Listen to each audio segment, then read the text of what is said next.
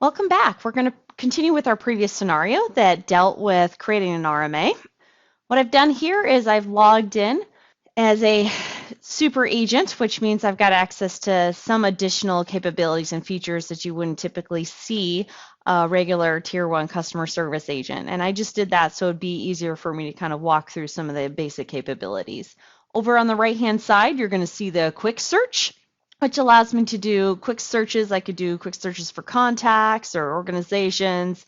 I could look up particular incidents by an ID number, an answer, etc., things of that nature. So it allows us to do some of those quick searches. And these sidebars can actually be minimized to grant you a little more real estate on the screen or expanded to be up front and center. On the left-hand side, you're going to see our recent items. And this is just a handy rotating list of recent items and tasks and incidents and contacts that I've opened up over the course of my work day.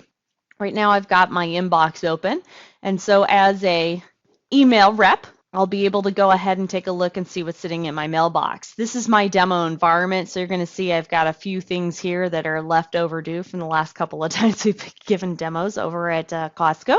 So we're going to go ahead and ignore these today, and I'm going to do that simply by highlighting these items, and we're going to open up those incidents, and I am able to do mass openings, mass closings. I can change the status of all these, etc. I'm going to set these to solved. I'm going to save and close. Perfect. So now you can see here we've got 2 requests for an RMA. These were both submitted today. They're both sitting as unresolved. The contact is Randy Alsup based on that email address that he submitted to us. And you can see they both are requesting a return merchandise authorization, which you saw in the previous videos that we've gone through. So depending upon which incident I want to handle, I'm going to go ahead and handle the first one, but you'll notice that both of these are identical. One was just submitted via mobile, the other was submitted via the standard customer portal pages. I double-click to open it. I also could have right-clicked or select open from the menu. You can see here begin an online return. So the system is smart enough so that it knows to automatically pop a knowledge base article based on the subject that was given in the message. So you can see here, return merchandise authorization requested. The KB will auto pop that. And the reason it does this is because I've got business rules built in that basically says anytime the subject contains these words, I want you to go ahead and pre-search for this particular knowledge article and pre-populate that so that the agent knows exactly what kind of online return process is being facilitated and what they're going to have to do. Now, the difference between what the customer or member was seeing in our previous vignettes and what we're seeing is that we've got an extra little item here known as the answer section help. So within the knowledge base, we're actually able to designate conditional sections. And what conditional sections means is based on the answer access level, and those are dictated by either your profile or role in the system or based on the service level agreement that has been assigned to you as a customer or member. And we're able to provide additional details and information. For this particular article, we've put in here additional help for the agents to basically say, hey, make sure to have the customer include a short description of the product that's being returned. So that way, when this is submitted and sent over to the vendors, it's not going to come back and show that this is not applicable. We go back to the message. You can begin an online return. You can see here oversized items, shipping rates. These are all of the auto responses that would have been dictated to the customer. Lets them know what they would have had.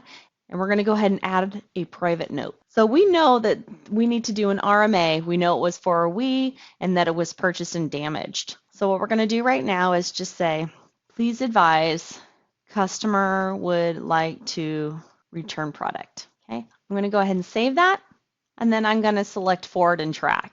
What this forward and track feature affords us the capability to do is to be able to send out this data and information related to this incident to a third-party user, someone who's not an Oracle Service Cloud user, to be able to read some of the details and information and actually be able to respond to that And so Helix has come to the table with a really great forward and track feature that's built on the same premise as our out-of-the-box forward and track, but they've taken it a step further and really enabled it so that your subject matter experts, your vendors, your partners, etc., that need to provide some input on some part of the incident life cycle will be able to facilitate that for you. So in this case, we're going to go ahead and just say it's to Lise Kirby at Oracle. If there were any attachments with this, they would show up here. The message is, I could put an additional message. I could put nothing in here at all. I'm just going to put thanks for the assistance, and I'm going to send this. I can also include multiple email addresses if I wanted to. So if I wanted to send this to a generic like Exchange email box, I can certainly do that as well. So my email was successful. And now what you're seeing here is that a private note was created with the message that I sent as part of that forward and track. So now I'm putting on my other hat. I am now the vendor, Nintendo, if you will, Lise Kirby. And Lise Kirby pulls up her email and she sees this plain message. It says, thanks for the assistance.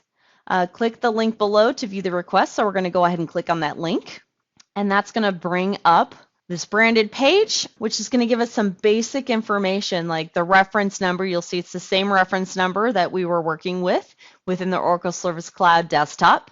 The subject was return merchandise authorization requested.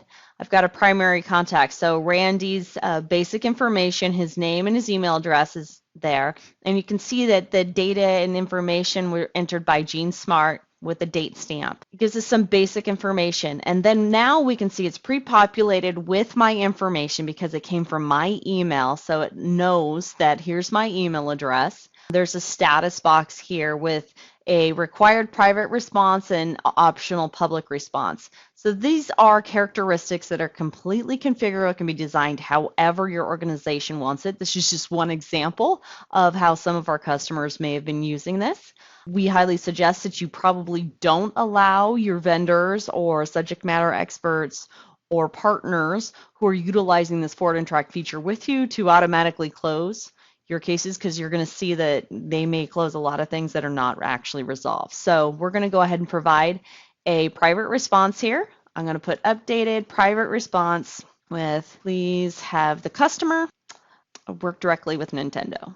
If there were any additional paperwork or information provided, we could go ahead and select choose file, just like you've seen in a couple of different examples, and be able to attach that here. What's really great is that you can see the play-by-play that was done with this account. So you can see it was entered by Gene. You could see the text there. You could also see the automated administrator responses. You could see that what the customer entered in here in terms of the return authorization for the previous purchase. We're going to go ahead and select respond. And that's going to send that data and information back to Service Cloud and back to the incident. Now, if I go ahead and refresh this, you're going to see the status has been changed to updated, and you're actually going to see that a new response was entered with that this forward and track message is from Lise Kirby, and please have the customer work directly with Nintendo. Thanks. So now we're back at the desktop, and typically I would have closed this and had a toast message pop up, but I'm just going to go ahead and refresh it. And you can see here that private note sent from Lise Kirby back to Gene Smart is now displayed here within the thread. At this point, the agent can go ahead and add a response utilizing that standard text.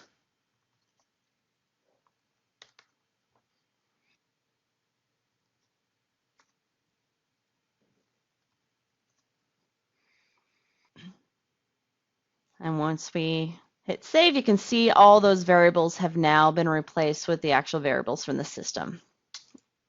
You can close out of here